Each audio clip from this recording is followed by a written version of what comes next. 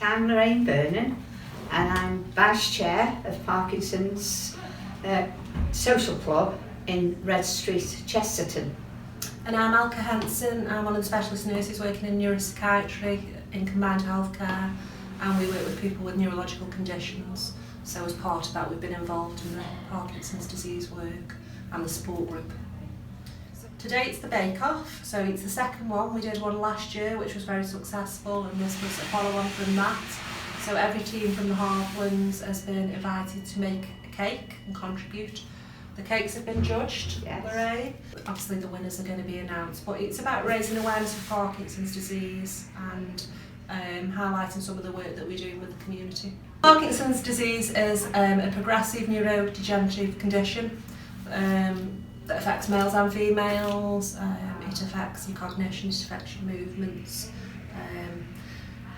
People get the tremor and obviously the gait changes, but it can affect people mentally as well, and people don't always realise that.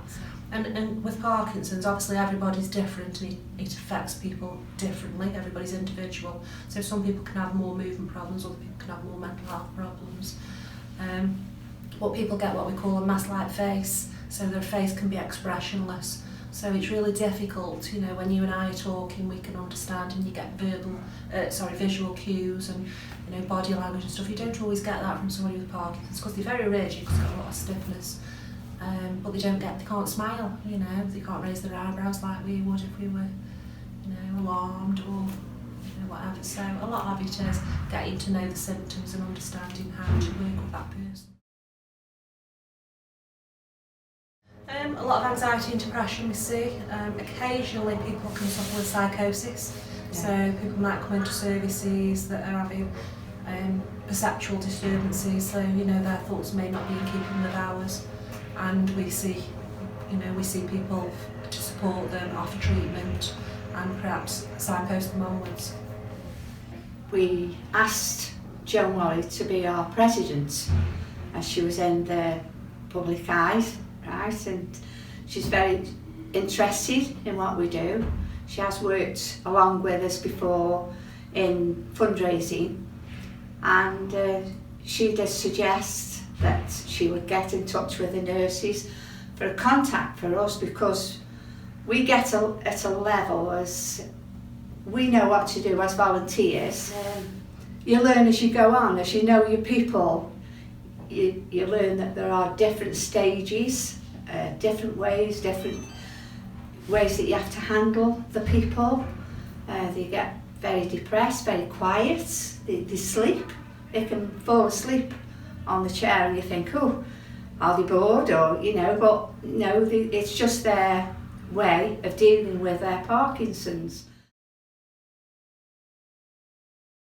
I think this time last year we did the first Bake Off, and it was probably a few months before that we initially met. And Joan Wally, the local MP, was involved in that, and it was about promoting partnership working really with ourselves, with the Royal Stoke Hospital neurology team, with the Parkinson's disease groups. We've certainly come across more patients with Parkinson's disease since we've been working with the Royal Stoke, so we're getting a lot more referrals into neuropsychiatry. Obviously from the group's point of view, people are going into neurology, they're being diagnosed with Parkinson's disease, and then they kind of come through that pathway. So we kind of cutting out a little bit that referral process that might take ages. We're going into the group and trying to deal with any issues or address any concerns there. You get to know what's going on, you know, what people are doing, because I think when you're in a group, a lot of the Parkinson people think nobody knows about them, nobody wants to know about them, you know, and if we can take people in, bring people in the group and do things with them, that gives them more confidence. Oh well, yeah, you know, this is going to be done, and it just gives them a lift. Yeah. I have the speech therapist coming in the room into a separate room and sits with them, and it's wonderful because the speech does go. Some can hardly speak sometimes, you know, you can't hear what they say. So her way is shouting, giving them little tests to do, you know, and poems to say, and a lot of them have come on in leaps and bounds. We've got 45 people every week, 45 people. If they don't come, then there's something the matter. I think we've got about 90 on the books that are actually members but can't get. And what we tend to do, if that person has got Parkinson and hasn't got transport, can't get transport, we provide the money for them to come in by taxi. We pay the funding, just have the taxi chit off them, and we pay.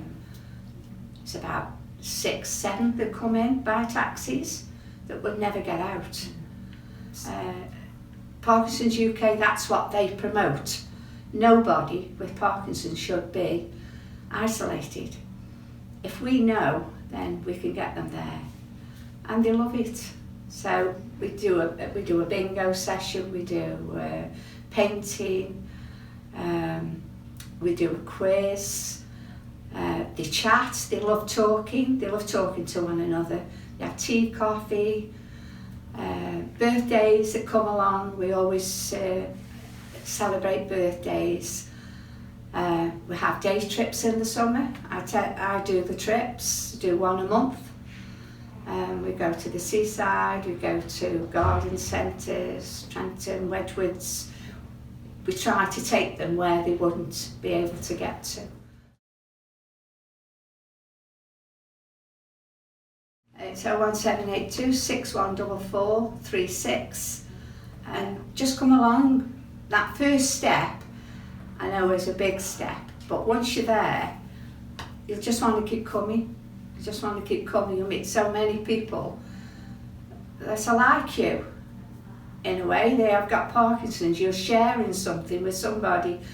Might not be as severe, you know, but it's lovely because there's somebody there that you can talk to.